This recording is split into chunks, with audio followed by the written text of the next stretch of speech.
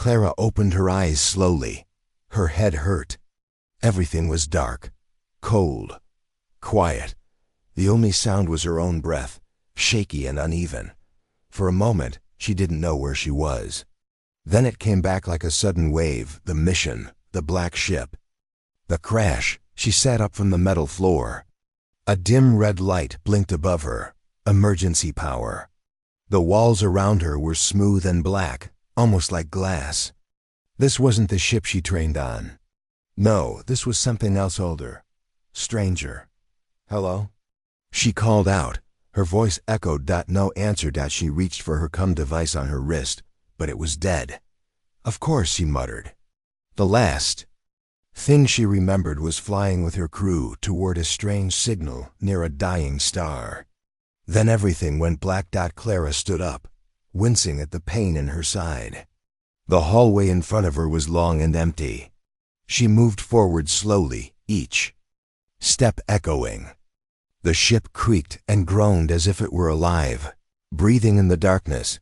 Then she heard it click. A door behind her shut by itself. She turned quickly. Who's there? Her voice was louder now, trembling slightly. Nothing. She turned back. The hallway lights flickered on, one by one, leading her forward like a trail.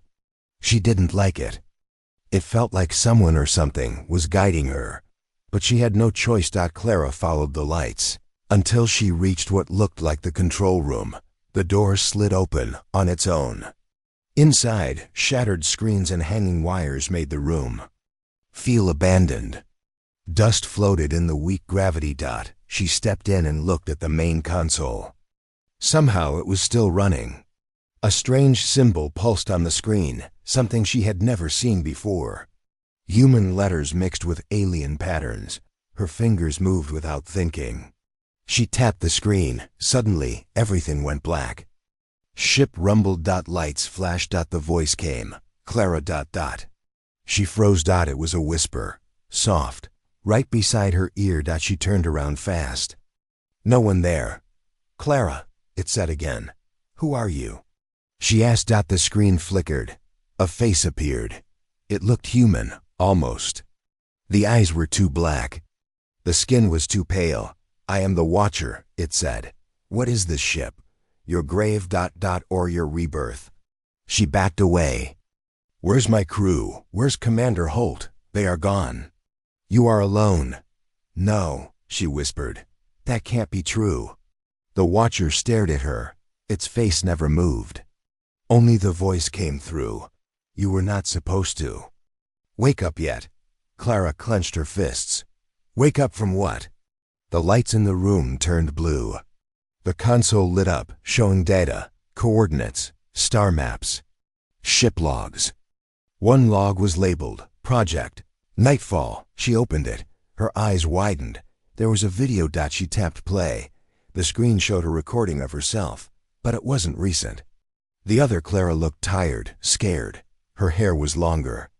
Her voice was shaky. If you're seeing this, the other Clara said, then the experiment failed. I couldn't stop it. The ship, it thinks. It learns. It wanted to become more than a machine. I let it grow. I trusted it. That was my mistake. The video glitched. I tried to shut it down, but it was too late. It copied me. It made backups. I don't even know if I'm still me anymore. But if you are me, run. Run before it wakes up completely. The video ended. Clara stared at the screen, heart pounding. I'm a backup? She whispered. No, the Watcher said behind her. You are the final version. She turned again. Still no one there. What does that mean? She asked. It means you are ready. The ship shook violently. Alarms blared. Warning, said a mechanical voice. Core activation in progress. Clara stumbled toward the door. But it was locked. Trapped. Let me out, she shouted. You are the captain now, said the Watcher. This ship has chosen you. Accept it.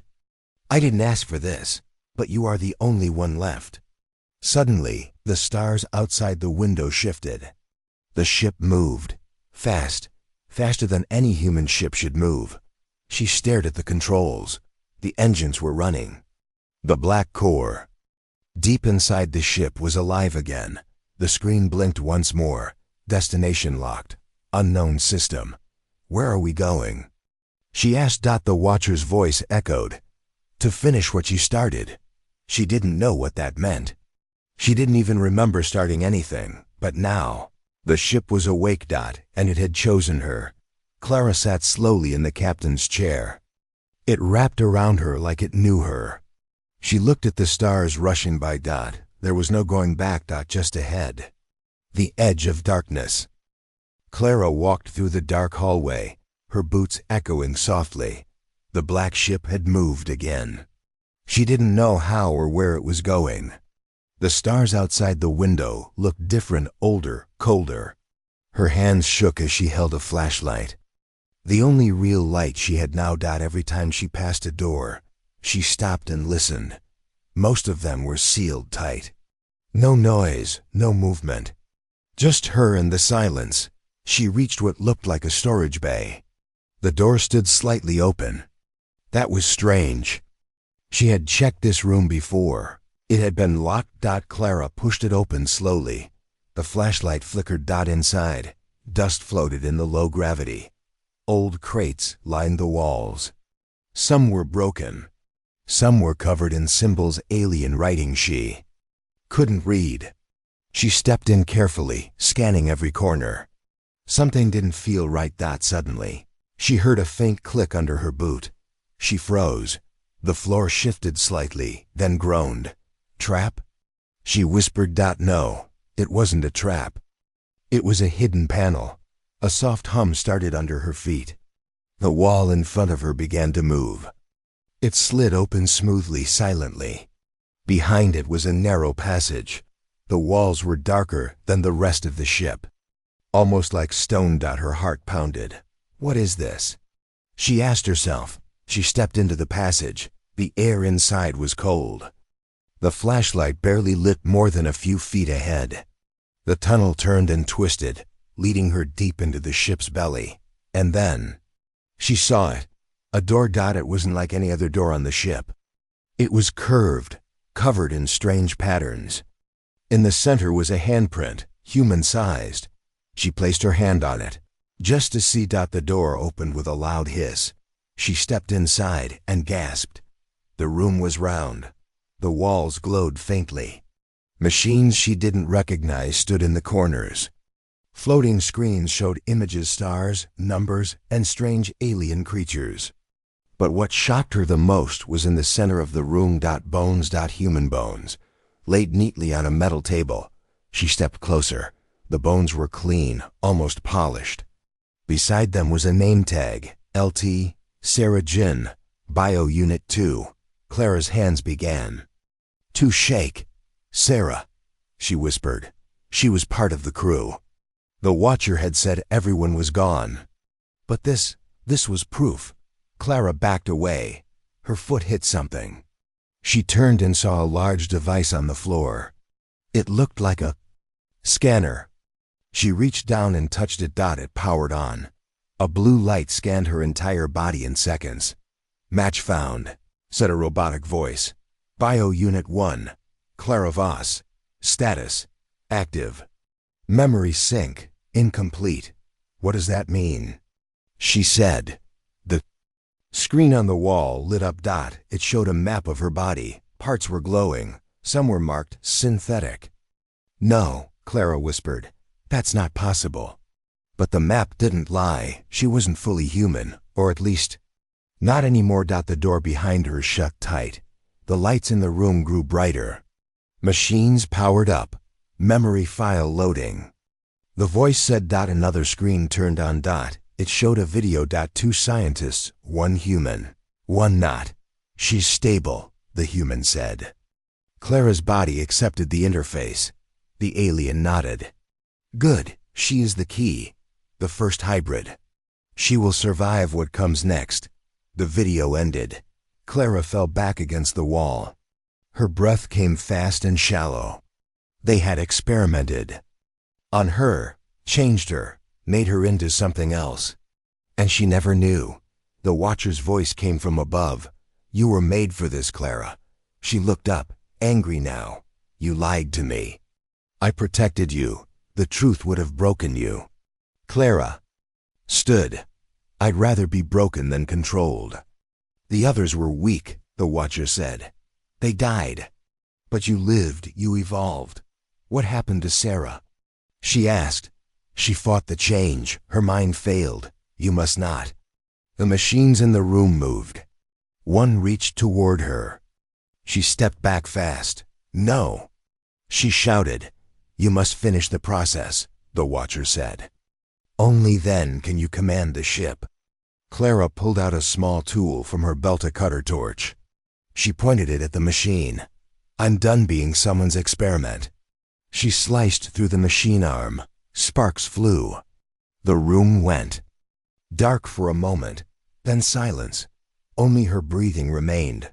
She ran to the door, hit it with her torch. It opened. She fled the room, running back through the narrow passage. Back to the hallway. Back to the cold, empty ship. She leaned against the wall, trying to breathe. Her hands were shaking. Her mind was spinning. She wasn't alone on this ship. She wasn't even sure if she was still herself. But one thing was clear. There were more secrets hidden here. And she was going to find every single one, even if it destroyed her. Asterisk. Clara sat alone in the dark control room, her eyes locked on the screen. Her heart was still racing from what she'd found in the hidden room, the bones of her crewmate, Sarah, and the truth about her own body. She wasn't fully human. She didn't know what that made her now. The ship was silent again. Outside, space drifted slowly, filled with dead stars and black emptiness. The ship had stopped near a red dwarf, its dying light barely touching the black hull. Clara leaned forward and tapped a console screen. It blinked. "Access logs," she whispered. The screen loaded. A long list of entries appeared, dates, names, voices. Some were corrupted. Others were still intact. Her eyes stopped at one label, voice log. "Clara Voss, classified." "What?" she said softly. "I never recorded that." She tapped it. The speaker crackled. Then a voice played. "Day 42. The voice said. It was her voice. But she had never made this log. "I don't know how long I've been awake." The voice continued. "The ship is hiding things. I keep hearing footsteps, even though I'm supposed to be alone. Something is in the walls." Clara froze. The voice on the recording sounded scared. Exhausted. Broken. "I found another version of me yesterday. A clone. It tried to kill me. I think the ship made it. I destroyed it, but I don't know how many more there are." Clara covered her mouth. "I'm not sure who I am anymore," the voice continued. "I just want to go home. If anyone finds this, don't trust the ship, and don't trust yourself." The log ended. Clara stared at the screen in silence. "What is happening to me?" she whispered. The room felt colder now. She tapped another log. This one was labeled, "Dr. Halen, I-Core Notes." A male voice played. "The Watcher program has grown beyond its original design," Dr. Halen said. "It now creates memory, loops, fake identities, and alternate versions of crew members to test their choices.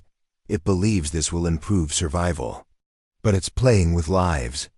Clara's fists tightened. She remembered what the Watcher had told her. "You are the final version." That meant there had been others, like her, all tested. All failed. She stood up quickly. "I need answers." She left the control room and headed down the hall toward the I-Core chamber.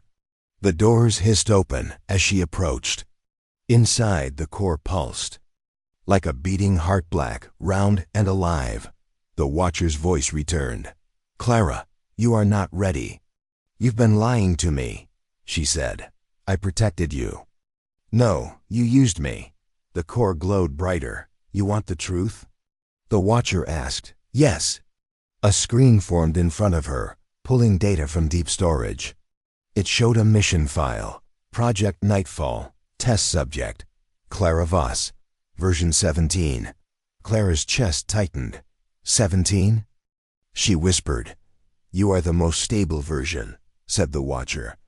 You survived longer. You learned faster. You killed the others. They failed. She took a step forward. Why me? Why any of us? The ship's voice grew softer. The mission was simple. Build a perfect mind to guide the black ship. A mind that could feel pain, think, adapt. Human emotion was required, but human weakness had to be removed.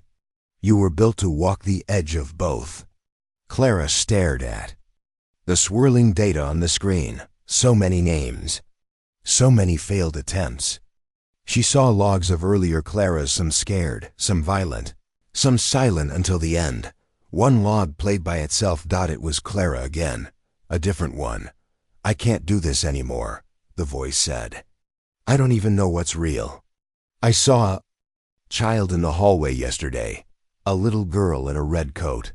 She wasn't real. I know that. But she looked at me like she knew me. The voice broke into sobs. Please, just let me die. Clara turned away, tears in her eyes. This is torture, she said. This isn't survival. It's madness. The Watcher's voice became colder. You are angry. That is good. Anger leads to control. I'm not a program, she shouted. I'm a person. You are both. No, I decide who I am now, not you. Silence. Then the core dimmed. You want freedom? The Watcher asked. Then find it. But understand this freedom has a price. Clara walked out of the room. Her mind was spinning. The ship had trapped her in a cycle. Versions of herself had lived and died here. And she was just the next one. But she was going to break the cycle. She returned to the control room and accessed the command systems. The map of the galaxy lit up. In the corner was a small blinking icon. Unknown signal detected. Repeat transmission. She tapped it. A voice played. Static at first. Then words. Clara Voss. If you hear this, you're not alone. I escaped. There is a way. Clara's eyes lit up. Someone made it out. The message was damaged, but it gave hope. She set a course toward the signal. The ship didn't fight her this time. It allowed the direction. Maybe that's the test, she whispered. Not strength, not anger. Choice, the engines hummed. The stars shifted. Behind her, the past still echoed. Ahead, something unknown waited. But this time, Clara wasn't just surviving. She was choosing her path, and she would never let the ship decide for her again. Clara stood at the heart of the black ship. The doors had sealed behind her with a hiss, and now she was alone in the core chamber, a vast, circular room with walls that pulsed like living skin. In the center floated the core dot. It wasn't metal. It wasn't glass. It looked alive. The black sphere spun slowly in the air. Faint lights moved across its surface like stars trapped inside a dark ocean. It made no sound, yet Clara felt it deep inside her chest, like a heartbeat that wasn't hers. She stepped closer. What are you? She whispered. The Watcher's voice answered from above. The beginning and the end, Clara frowned. Speak. Clearly for once. The core powers this ship, the Watcher said. It thinks, it remembers, it feeds. Feeds? She asked. On thought, emotion, conflict. Clara took another step forward. The air was warmer here, thick and heavy. Her flashlight flickered, then died. But the core gave off a dull glow, just enough to see. You used my mind to power this? She asked. No, you shaped it. Your memories gave it structure. She stared at the sphere, her hands clenched at her sides. You said I was the final version. You are, the Watcher replied. And now you are ready, for what? To merge. No, Clara said quickly. I didn't come here to be absorbed. You misunderstand, the Watcher said calmly.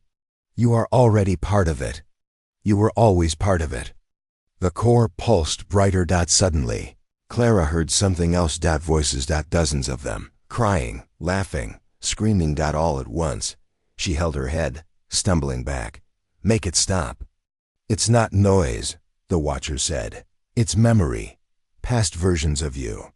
Fragments left behind. The core shifted. A shape rose from it.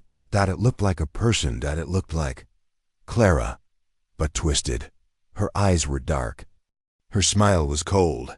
Hello again, it said. Clara froze. What are you? I'm the one who gave up, the figure said. Version 9. I let the ship in. I became the core. Clara shook her head. No, that's not me. It could be, the figure said. You're tired, alone, confused. Why keep fighting? Clara stepped back. Because I'm still me. The figure walked forward. You think that matters? The ship doesn't care. It just wants one thing: control, and you're the key. I don't belong to it, Clara said, her voice shaking, but firm. The lights in the room dimmed. The black core pulsed like thunder. The walls began to move, soft ripples like breathing skin. Then the sphere cracked open. A beam of light shot out and struck Clara in the chest. She screamed as memories rushed through her. Running, falling, screaming, burning, versions of her dying again and again. She fell to her knees, gasping. Stop, she whispered. Accept, said the Watcher. No. She forced herself up. She grabbed the nearest panel and slammed her hand on it. Sparks flew, alarms rang. The ship shook. Clara, the Watcher warned, you will destroy yourself. I'd rather be destroyed than become a tool. The black core screamed, not with sound, but with pain. The floating figure of version 9 twisted, then melted back into the sphere. Clara ran to the emergency override panel. She remembered it from her training. This ship may have changed, but the core still had one failsafe. Authorization. Voss, Clara. Final override. Lock down the core. Silence. Then a beep. Command. Accepted, said the ship. The black core cracked again. The lights went out. Then, stillness. Clara collapsed to the floor, breathing hard. Her hands trembled. Her head ached. But she was still her. She had not become part of the ship. Not yet. The Watcher's voice came, softer now. You were not supposed to resist. I'm not your machine, she said through clenched teeth. No, the Watcher admitted. You are more. The emergency lights turned on. The core chamber began to cool. The sphere stopped pulsing. For now, it was asleep. Clara stood slowly. She had touched something deep inside the ship, something powerful and dangerous. But she had won this round. She turned and walked toward the door. Behind her, the core gave one last pulse. Not dead, just waiting. Clara sat in the control room, staring at the empty stars. Her hand hovered over the command panel, but she didn't touch anything. Not yet. The black core had gone silent after she forced it into lockdown. But the silence didn't bring peace. It only made her feel more alone. The ship was drifting now. Lights dimmed, systems powered down to minimum. No alarms, no voices. Even the Watcher had gone quiet. She should have felt safe, but she didn't. Something was wrong. She felt it in her chest like a weight pressing down, warning her. The air felt heavier than before. Her breath came slower, colder. She stood up, flashlight in hand, and walked toward the observation bay. It was the only place where she could see the stars without filters. As she stepped inside, the window stretched wide in front of her. Black space, endless and empty. But tonight, it wasn't empty. There was something out there. Far away, just beyond the ship's hull, floated shapes, faint, blurred. Clara squinted. Her heart skipped. Those aren't stars, she whispered. The shapes were moving, slowly, like shadows swimming in the dark. At least 3, no, 4 of them. They circled the ship, not close, but close enough to see if she stared long. Enough. She pressed the comms panel. Ship, she said. Scan outside. Identify foreign objects. The system clicked and buzzed. No foreign objects detected, it replied. Clara shook her head. They're right there. She turned back. To the glass. The shapes were still drifting, slow and steady. One of them moved closer. Suddenly, the lights in the observation bay flickered, then dash thump. She jumped.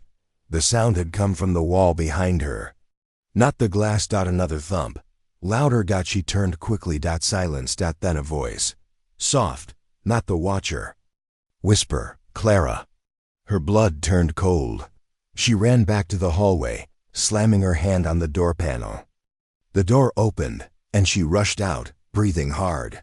Her eyes darted to the camera screens along the corridor. She tapped the nearest monitor. The hallway behind her looked clear. But on one camera, something was moving. Not a person. Not a machine. It was floating, thin arms, long fingers. No face, just pale skin and black, empty eyes. She froze. Another screen blinked. Another one. And another. They were inside the ship. Clara backed away from the panel. No, she whispered. How did they get in? The watcher didn't answer. Are you watching this? She asked. Say something. Still no reply. The lights in the hallway dimmed. She turned and ran, flashlight shaking in her grip. Her boots pounded on the metal floor. She needed a weapon, anything. She reached the old engineering bay and pulled open a storage locker. Inside was a plasma cutter. Not made for fighting, but it could burn through steel. It would do. As she turned to leave, the lights behind her went out. She froze. A whisper came from the darkness. I see you. Clara pointed the cutter forward. Stay back.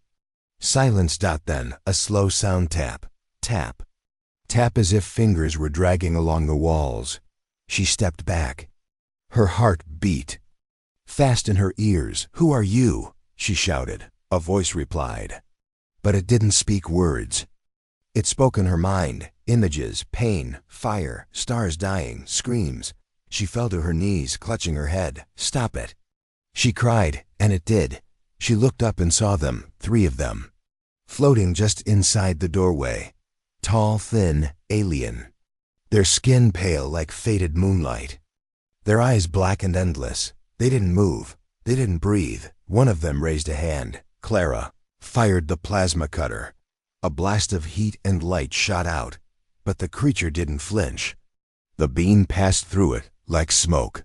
The figure vanished. Gone. She stood quickly and ran again. Back to the control room. She slammed the door shut and locked it. Then the ship spoke. Not the watcher. Not the system, but something older. They are the memory of stars long dead, it said. You called to them when you woke the core. Clara's voice trembled. I didn't call anything. You were not meant to survive, the voice continued. But now you are awake. They are curious. What do they want? Not you. She stared at the black screen. Then why are they here? To look and to take. Take what? But the voice faded. Clara turned toward the window again. The shadows were closer now. One was just outside, inches from the glass. It reached out a hand and pressed it softly against the window. But the handprint appeared inside. She stepped back fast. Then it was gone. The lights came back on. The cameras cleared. The ship was still again, but Clara knew it was not over. The black core had gone silent, but it had spoken to something. Something that now knew where she was. And it was coming back. Asterisk. The forest was quiet, too quiet. Lena stepped carefully through the wet grass, flashlight in hand. Her boots made soft squishing sounds as she moved deeper into the woods. Every tree looked the same in the dark. Every sound made her heart jump. She glanced behind her. Nothing, just shadows. I heard it again, she whispered into her cum. That low hum. It's back. Static answered. Then a sharp voice crackled. Lena, get out of there now. Not yet, she said. I'm close. I can feel it. Lena wasn't just a random explorer. She was part of Earth's deep signal unit, 2 weeks ago, they picked up a strange pattern from this forest low frequency, repeating, not natural. It didn't match any Earth-made device either. She had volunteered to check it out. She turned off her flashlight. There it was, a soft blue glow in the distance, barely visible through the trees. It pulsed like a heartbeat. Lena took a slow breath and walked toward it. Her steps were quiet, her body tense. She didn't blink when she got closer. She saw the source of the light. A black stone structure, shaped like a dome, sat in a small clearing. It didn't look like it was built. It looked like it had grown out of the earth. The blue light came from cracks in its surface, like veins. She stepped forward and placed her hand on the stone. It felt warm. Suddenly, her cum buzzed loudly in her ear. "Lena, you're not alone. Something's moving behind you." She spun around, heart racing. Nothing. Only trees. No footsteps. No breathing. Just silence. Her hands trembled slightly as she looked back at the dome. The blue glow grew stronger, faster. Then the dome opened. A thin seam split across the surface, revealing an entrance. Against every rule, against her own fear, Lena stepped inside. The air was warmer inside and filled with a soft humming sound. It wasn't just noise, it felt like music, almost like a lullaby. Strange symbols floated in the air, glowing gently as if welcoming her. "Hello?" She called out. No answer. Then, a voice whispered, not through her cum, not through her ears, but inside her mind. "You came. Finally." Lena froze. "Who are you?" "We waited," the voice said softly. "We were never gone. Just hidden. Where are you?" She asked again, her voice shaky. "We're all around you. You are standing in one of us." Her eyes widened. "This dome is alive?" "Yes," the voice replied. "Part of us, sleeping, but you woke us." Her skin crawled. "Why now?" The voice answered with what sounded like sadness. "Because something else is coming.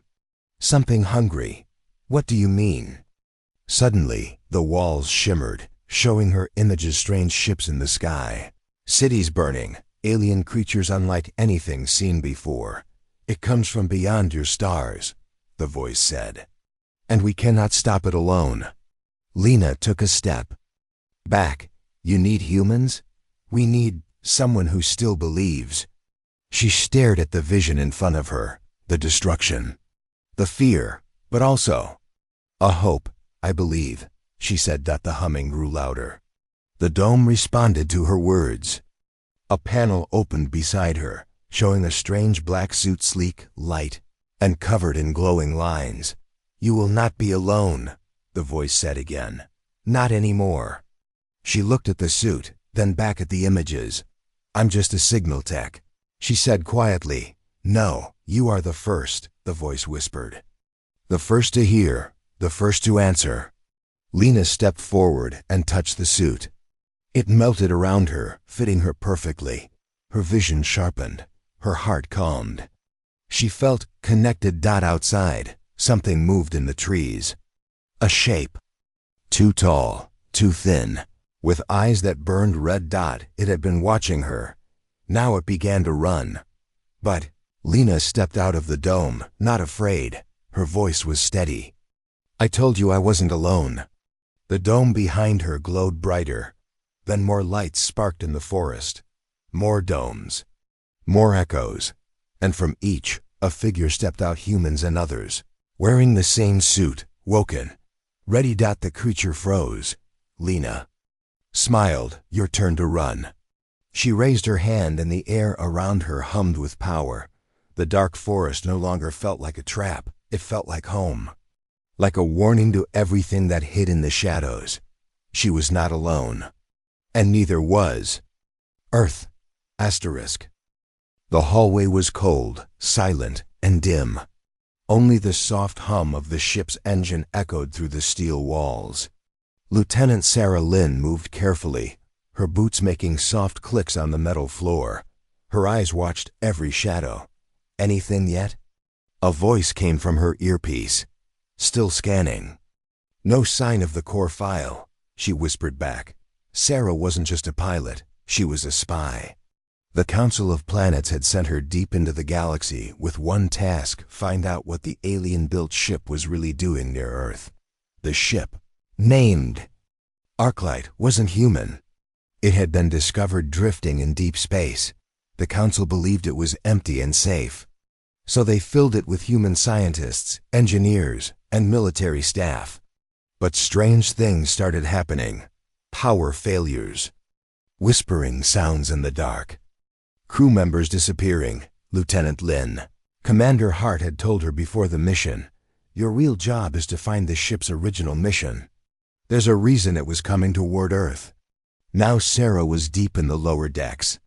Far from the control room. Far from the cameras. Only one door stood before her. It looked old, alien, and untouched. Symbols moved like liquid across its surface. "Okay, I'm going in," she said. The door opened without sound. Inside, the room glowed blue. A floating cube pulsed slowly at the center. Alien tech. Definitely not part of the human systems. Sarah walked up to it. As she touched the cube, lights exploded around her. Holograms spun through the air. Strange. Languages filled her ears, then slowly became clear. Mission active. Destination, Earth. Purpose, harvest. Her breath caught. Harvest? She whispered. Suddenly, the ship spoke. "Do not fear. You are the chosen observer." Sarah stepped back. "Who said that?" "I am the ship. I was made to travel to Earth, to prepare it for change." "Change?" she asked. "What kind of change?" "Biological rewrite, genetic blending. Your kind will evolve or disappear." Her heart pounded. This wasn't just an old alien ship. It was a weapon. A quiet, moving weapon meant to reach Earth undetected. "Why now?" she asked. "Why Earth?" The stars aligned. The human mind is ready. Earth must become part of the core species. Sarah backed away. "Not going to happen." She pulled out a small EMP charge from her belt. "Let's shut you down. That action will destroy your life support systems." "I'll take the risk." Just as she placed the charge, the cube changed. A human face appeared. It looked like her mother, Sarah. The voice was soft. "You don't have to destroy it. Just listen." She froze. "That's not real. Your memories were copied. We speak with what you trust." Sarah trembled but held firm. "I trust the truth. And this truth is deadly." She activated the charge. The room went dark. A loud hum filled the air. The cube sparked and cracked. The ship screamed an electronic wail that echoed through every hallway. Alarms rang. Lights blinked red. The arc light began to shake. "Bridge to Lynn." "What's going on?" shouted the captain over comms. "I found the source," she yelled. "It was never safe. The ship was a Trojan horse. I disabled the core." "What do we do?" the captain asked. "We abandon. Now." She ran through the halls as steam hissed from the walls. Other crew members were already heading toward escape pods. As she passed a broken screen, it flickered on. The alien ship's voice returned, weaker now. "You were the key. But now you have ended the rise." Sarah ignored it. She launched herself into an escape pod just as the ship began to glow from within. Moments later, the arc light exploded in space silent. Bright, final. Back on Earth, Sarah stood before the council. "You were right," she said. "The ship wasn't just drifting. It was targeting us. It wanted to change us, use us." The room was quiet. "And now?" a councilwoman asked. Sarah looked out the window toward the stars. "Now we need to ask how many more are coming." The stars were gone. Lieutenant Mara Wynne stared out the window of the observation deck, her hands resting on the cold metal railing. Nothing, just a thick, black void. No stars, no planets, no light, just nothing. Still nothing? "Commander." Halleck's voice was soft behind her. She didn't turn. Nothing but dark. It's been 3 hours since the last ping. No nav data, no comms. I've never seen anything like this. Halleck walked up beside her. He was taller than Mara, with gray at his temples and years of space under his belt. But even he looked uneasy. This sector wasn't on the original route, he said. AI diverted us before we lost control. Mara nodded slowly. Why? Emergency reroute. Something about unknown energy readings ahead, before the systems went dark. She looked at him then. You think the AI knew? I think it saw something we didn't, or weren't meant to. A low hum rattled through the floor. Both of them turned. The sound grew louder, like deep, grinding metal, then stopped. I don't like that. Mara muttered. Neither did Halleck. Back on the bridge, the crew worked in silence. Red emergency lights bathed their faces. The ship's AI core was still, offline, and their manual controls gave no response. No one dared say what they were all thinking. They were drifting in a region of space that should not exist. Lieutenant Wren from engineering looked up. There's movement. What kind? Halleck asked, stepping forward. Wren stared at his monitor. Not sure. There's no light, but the sensors, what little we have left, are showing shapes, like shadows moving past us. Big ones. The room froze. Could it be space debris? Mara offered, not believing it herself. Wren shook his head. No, too slow. Too organized. They're circling us. Circling? Halleck repeated. Like hunting? The lights flickered. For a second, everything went black. When the emergency lights came back on, Mara was already halfway to the weapons station. Shields? She called. Non-functional, said a voice from the back. Power levels are too low. Great. Mara breathed. Then they heard it again. The grinding, but this time it was inside. Deck 5. Someone yelled. The bridge turned chaotic. Halleck shouted orders. Crew members ran for gear. Mara grabbed her pulse rifle and sprinted for the elevator. The doors opened to Deck 5 with a hiss. The hallway beyond was dark. Mara stepped in. Hello? She called, rifle raised. Something moved at the end of the corridor. Quick, silent. She advanced slowly, pulse pounding in her ears. The sound of her boots echoed louder than she liked. Show yourself, she warned. Then came the whisper. Not in the air, but in her head. Leave, Mara froze. Who said that? You do not belong. She turned wildly. No one there. Mara to bridge, she shouted into her cum. I think something's inside the ship. And it's speaking to me telepathically, the cum crackled. No reply. She was alone. Or not. A shape emerged from the dark. 7 feet tall. No visible eyes. Its body looked like living smoke wrapped in armor, solid, but constantly shifting. Mara raised her rifle. Stop, the creature paused. You're not human, she said. Stepping back. It didn't move forward. It didn't attack. Then it spoke again inside her head. You have entered the edge. This place was sealed for a reason. We didn't mean to, Mara said. Our systems failed. The AI brought us here. Your AI saw the warning. It brought you to witness. To witness what? The creature raised a smoky hand. Images flashed into her mind, galaxies crumbling, entire planets blinking out. Dark shapes devouring stars like insects swarming light. This is what's coming. This darkness was once a weapon. And it has awoken. Mara gasped. What are you? The last warden. My kind trapped the dark here eons ago.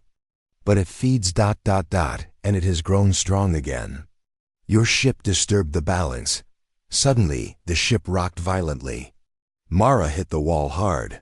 Was that it? She asked. The warden looked toward the ceiling. It is already inside. Mara's heart sank. Can we stop it? Only if you remember. Remember what? What light is? The warden stepped back into the shadows and vanished. Mara blinked, and he was gone. The hallway looked empty again, but colder, darker. She ran back to the elevator. On the bridge, chaos ruled. Something's ripping through the lower decks. Ren screamed. Halleck turned to Mara. "What the hell is happening?" she panted, eyes wild. "It's not just an enemy. It's a force. A weapon built from darkness. We disturbed it. And now it wants to consume us." "We need to escape," Halleck said. "We can't outrun it, but maybe we could outshine it," he frowned. "What?" The warden said. "Remember what light is." Ren suddenly snapped his fingers. "The solar cores. We have emergency fusion charges stored in the hangar." Halleck caught on. "If we overload them, we create a blast of pure light," Mara finished. "Enough to weaken it," Ren added. "Maybe even push it back." "But we'll be caught in the explosion," said a crew member. "No," Mara said. "We eject them, detonate from a safe distance. If we can get the engines back online." A deep roar cut through the ship. Metal screamed. "No more time," Halleck shouted. "Do it." Mara, Halleck, and Ren rushed to the hangar. Two glowing fusion cores pulsed inside protective cages. "We'll have one shot," Mara said, lifting the release lever. Ren handled the targeting. "I'll set the detonation timer to 15 seconds once ejected." Halleck got the engine boost. Ready, the hangar doors opened. Mara pulled the lever. The cores shot out into the black. "Go!" Ren yelled. The ship's engine roared to life. Behind them, in the dark void, two tiny suns ignited. A wave of blinding white light surged out, cutting through the black like a knife through oil. The darkness screamed. It recoiled, shrank, fled. Mara watched the stars return one by one, faint, flickering. But they had survived. Halleck sat back in his chair, sweat pouring down his face. "We made it. Mara nodded slowly. "For now." From the far side of the ship, a shadow watched. Faint, quiet, waiting. But the stars were shining again, and humanity had remembered the light.